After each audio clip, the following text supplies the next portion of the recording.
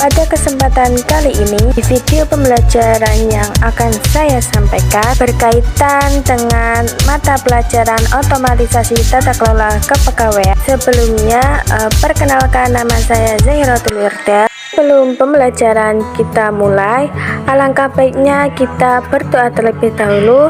Berdoa menurut kepercayaan masing-masing. Berdoa mulai, berdoa selesai. Alhamdulillah. Kompetensi dasar kali ini yaitu tentang 3.3 menganalisis sistem administrasi kepegawaian, 4.3 melakukan pengelompokan sistem administrasi kepegawaian. Oke, tujuan pembelajaran di KT3.3, siswa diharapkan yang pertama yaitu mampu menjelaskan pengertian tentang sistem administrasi kepegawaian. 2. Siswa mampu menjelaskan tentang tujuan sistem administrasi kepegawaian. 3. Siswa mampu menjelaskan tentang bentuk sistem administrasi kepegawaian. Yang keempat, siswa mampu menjelaskan tentang sistem kepegawaian negara dan daerah. Yang kelima, siswa mampu menjelaskan tentang sistem pengangkatan pegawai. Oke, sebelum kita mengetahui pengertian dari sistem administrasi kepegawaian, kita terlebih dahulu memahami apa itu sistem. Sistem sendiri dari bahasa Yunani yaitu systema dan bahasa Latin yaitu systema.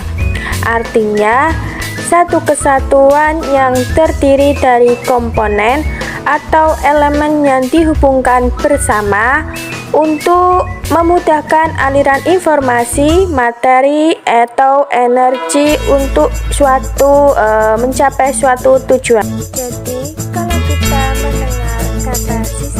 Jadi kalau kita mendengar kata sistem, itu berarti ada lebih dari satu komponen, bahkan biasanya lebih dari satu. Kalau berbicara dengan sistem, apabila satu komponennya tidak berjalan, satu komponen tidak terpenuhi, itu namanya bukan sistem. Karena kalau sistem itu keseluruhan komponennya itu saling berkesinambungan atau harus saling mempengaruhi ataupun dipengaruhi, seperti itu yang dinamakan sistem. Selanjutnya, ini adalah komponen dari sistem. Kita biasa sering dengar bahwa komponen sistem itu ada 3, yaitu input, proses, dan output. Ada sesuatu yang dimasukkan, kemudian diproses, kemudian ada sumber output yang dikeluarkan dari sistem. Dan pada pembelajaran kali ini ada 4 komponen dari sistem, yaitu input, proses, output, dan tujuan. Tujuan di sini itu sesuatu hal yang sangat penting. Kalau tidak ada tujuan, kita tidak akan mampu untuk mengetahui apa sih target ke depan kita. Kalau kita sudah set tujuan kita, maka kita akan tahu, oh planningnya seperti ini, oh prosesnya seperti itu, karena aku mau mengeluarkan output yang seperti ini. Contoh, pada sistem belajar, maka inputnya itu dimana kita siswa itu belajar. Setelah itu di proses belajarnya tahu, menganalisis, menyebutkan, kemudian outputnya itu tujuan hasil dari belajar kita, yaitu pencapaian yang kita capai untuk masa yang akan datang. Setelah kita paham apa itu sistem, selanjutnya kita juga harus memahami apa itu administrasi kepegawaian, yaitu keseluruhan aktivitas ataupun kegiatan yang berkaitan dengan masalah penggunaan pegawai atau tenaga kerja agar dapat mencapai tujuan. Maka dapat disimpulkan yaitu sistem administrasi kepegawaian jika disederhanakan yaitu suatu aturan, cara, prosedur yang dibuat untuk mengatur kegiatan yang berkaitan dengan tenaga kerja atau kepegawaian, mulai dari perencanaan, pengawasan, hingga pensiun pegawai. Selanjutnya yaitu tujuan sistem administrasi kepegawaian. Apa sih tujuannya? Yaitu di sini ada 5. Yang pertama, memperkuat sistem perencanaan dan pengembangan pegawai. Yang kedua, mengembangkan sistem manajemen informasi kepegawaian. Yang ketiga, meningkatkan pembinaan untuk mencapai kesejahteraan pegawai. Yang keempat, meningkatkan kinerja pelayanan kepegawaian. Yang kelima, mewujudkan penataan pegawai sesuai dengan kompetensi jabatan serta syarat jabatan. Kemudian yaitu bentuk sistem administrasi kepegawaian. Di sini ada 3 bentuk. Yang pertama, integrated system atau sistem kepegawaian terintegrasi. Yang kedua, separated system atau sistem kepegawaian terpisah. Yang ketiga, unified system atau sistem kepegawaian terpadu. Kemudian saya akan menjelaskan satu persatu dari bentuk sistem administrasi kepegawaian. Integrated system di mana manajemen kepegawaiannya mulai dari rekrutmen, penempatan, pengembangan, penilaian sampai dengan penggajian dan pensiun ditentukan dan dikelola oleh kantor pusat. Artinya, dalam sistem ini kantor pusatlah yang memegang kendali.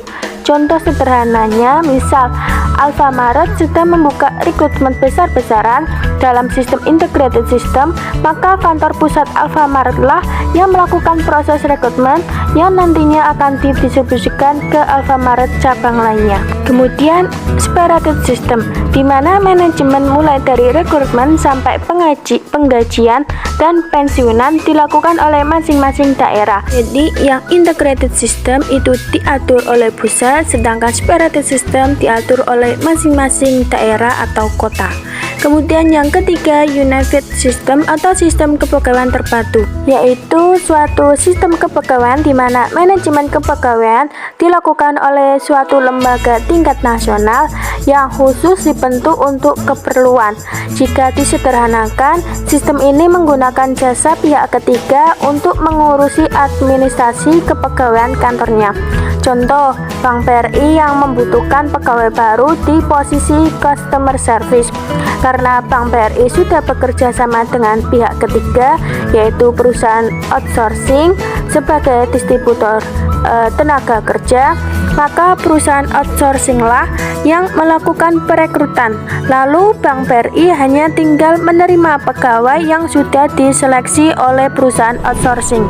Di dalam sistem administrasi kepegawaian ada yang namanya sistem kepegawaian negeri, di mana di dalamnya itu ada kebijakan atas dasar sistem administrasi kepegawaian di negara Indonesia itu mengacu pada Undang-Undang Nomor 43 tahun 1999 tentang perubahan atas Undang-Undang Nomor 8 tahun 1974 tentang pokok-pokok kepegawaian.